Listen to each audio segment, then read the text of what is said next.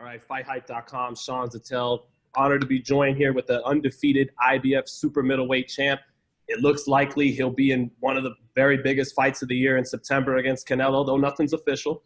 But what's up, Caleb? How you doing, man? Thanks for joining me. Doing good, man. Just been working. A lot of work, a lot of training. Yeah. You've been training nonstop basically the last, how long did you rest after that last fight against Caleb Truax? I took a small rest and letting the hand heal up and stuff like that. But I was able to do a lot of other things, besides getting the gym and punch on the bag. So, anybody who knows me, they know I stay working. So, have you been able to spar again? No, we haven't really been doing no sparring. But we've been doing everything else, and it's not because we can't spar. We're about to start sparring here real soon. Now, man, I remember. Do you remember? There was a time we talked about you're getting ready for Bogiglio Medina, and we were talking about one specific shot you did. It was a hook to the body, and I mentioned like Canelo to you, and you said, yeah, that does have a little Canelo to it. A certain shot you throw. Do you remember Canelo as being one of the guys you were impressed with when you're still coming up? Oh, you talking about the throwaway, and then I had the knockout body shot? Just so I know I'm not tripping. That's it. Yeah. I mean, that's not a move that he invented. But it's a shot that we work on a lot of things. You know what I'm saying? We work on a lot of things in the boxing gym, and that's one thing that I feel like I'm good at. I'm really diverse. I'm able to throw a lot of punches and do a lot of different things. I got a lot of athletic ability, and that's backed up by good boxing IQ and good fundamentals. And so when you add those things together, along with a lot of discipline, a lot of hard work, you're bound to come up with something good. Did you know back then though that you'd cross paths with Canelo in the ring, or is it kind of surprising, that this day is coming? Even in the amateurs, I'm a Golden Glove national champion at light heavyweight at 178 pounds. I won the Golden Glove national. So, I've been at this weight since the beginning of my career. So I'm a full-fledged super middleweight.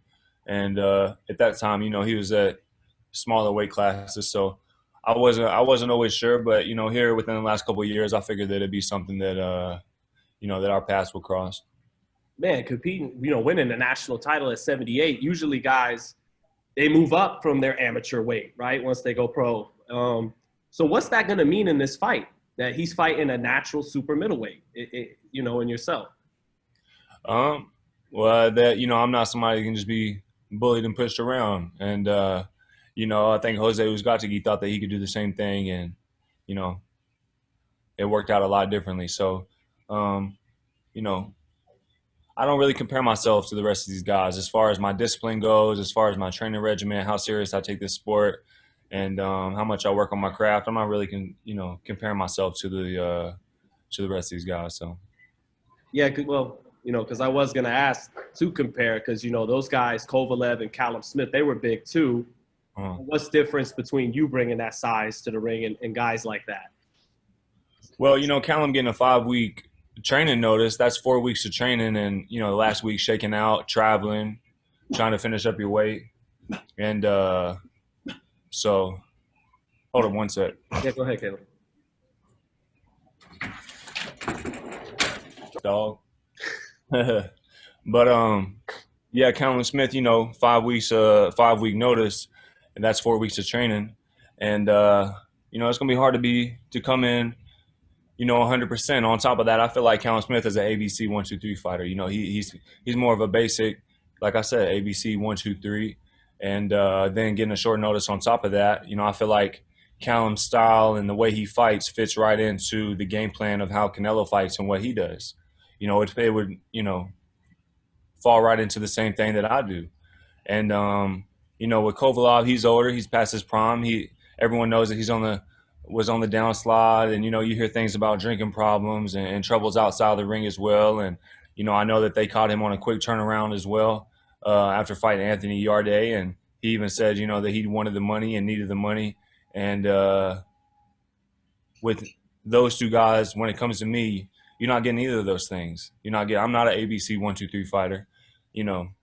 As far as Kovalev goes, I'm not over the hill. I'm not on the downslide. I don't have issues out of the ring. I don't have, drinking problems or whatever the situation or case may be. I've dedicated my whole life to this sport. And, I just feel like people are in for a rude awakening.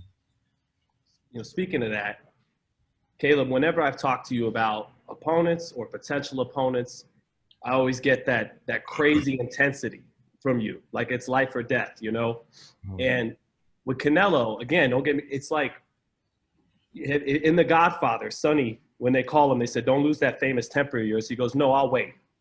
And I'm wondering, with you, are you waiting to show that intensity with a Canelo fight once it's actually done? Are you, because with Canelo, it's been more respectful. It goes, we want the fight to get done.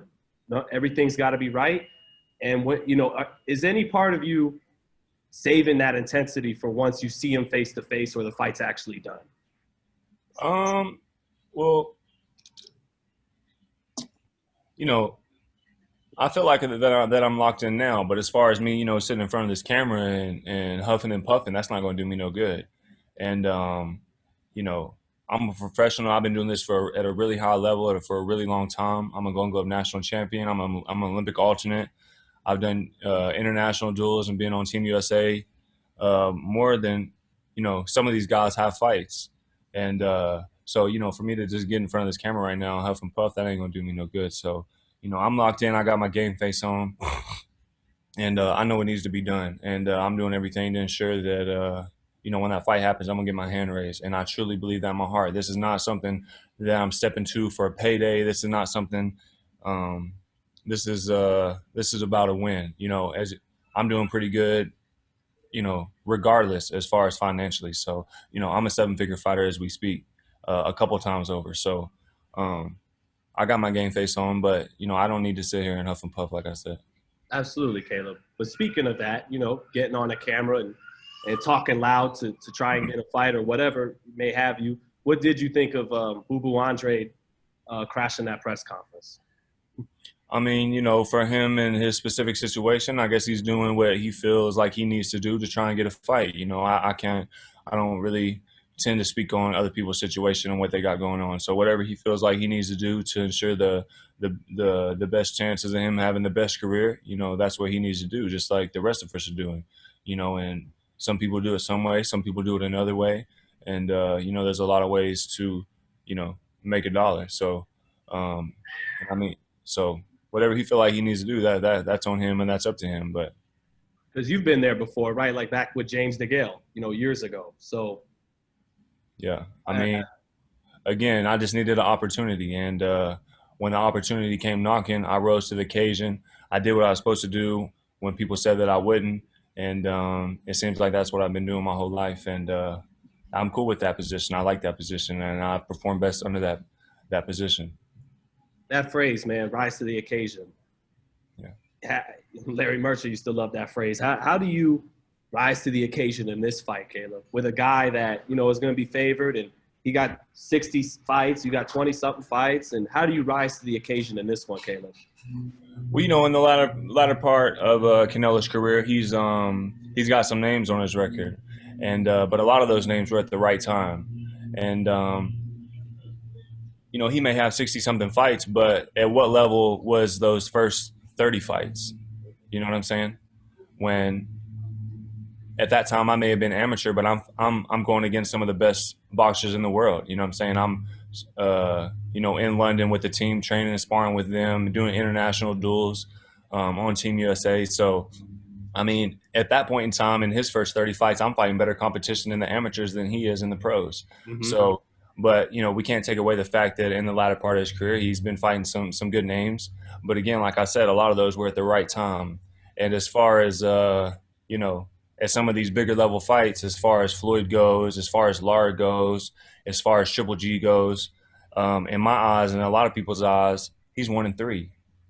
He lost to Floyd. A lot of people feel like he lost to Lara, and everybody knows that he lost to Triple G the first time. So, that's all I got to say about that, really. Caleb, I know you're always a guy who says, I'd rather show you with my fists than talk to you on camera about it. But if you could, what ways are you better than Canelo? Or what are the attributes that's going to give him the biggest problem? I mean, I feel like that I have a lot of attributes, and like I said, I can show you better than I can tell you, but I'm faster than him. I feel like I'm just as explosive, as not more. I got better footwork than him. My defense is better than you know any of these guys that he's fought recently. You can't compare me to these guys that he's fought recently, these UK level guys. And I know that the UK as far as heavyweights go, they seem to have that on lockdown. But that's been a saying for a long time in boxing that UK level guys. And as far as Callum or Yildirim or Billy Joe, as far as their discipline and their dedication to the sport, you can't compare that to mine. That's disrespectful. My defense, my footwork, my ring IQ, you can't compare me to them. That's disrespectful. So as far as anyone thinking that just because me and Billy may both have some slickness to our style to compare us and say that we're the same fighter or the same man or the same person, it's disrespectful because it's not even close. You feel like you'll test him in the exchanges in a way he hasn't been tested since the Triple G? Punch while he's punching? These guys haven't seemed willing to want to punch while he's punching. Absolutely. Right. Did you feel, just taking it back real quick to Saturday, that when Saunders won rounds, it was more what he was doing, or was it more Canelo taking his foot off the gas a little bit? I mean, I guess Canelo, he didn't do too much in the first round. I gave that round to Billy, but before that fight ended, for a couple rounds, it seemed like Billy started to settle in and find his rhythm. And it went from Canelo dictating and being the ring general to doing more so what Billy wanted to do. And it seemed like he was dictating what was happening in the pace.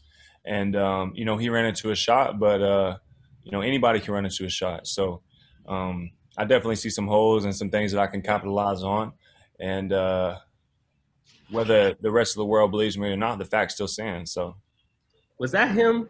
We know he's gotten a lot better, but was that him still fighting in spurts a little bit? I don't know. You have to ask him that one. I'm a little scared too, so I'm hoping I get it from you. No, I'm just kidding. But no, champ, that's about all I got to you. Anything else you want to say, brother, before I let you go out of here? Thanks for your time, man. Yeah, absolutely. Just stay tuned. All right. Thank you, Caleb.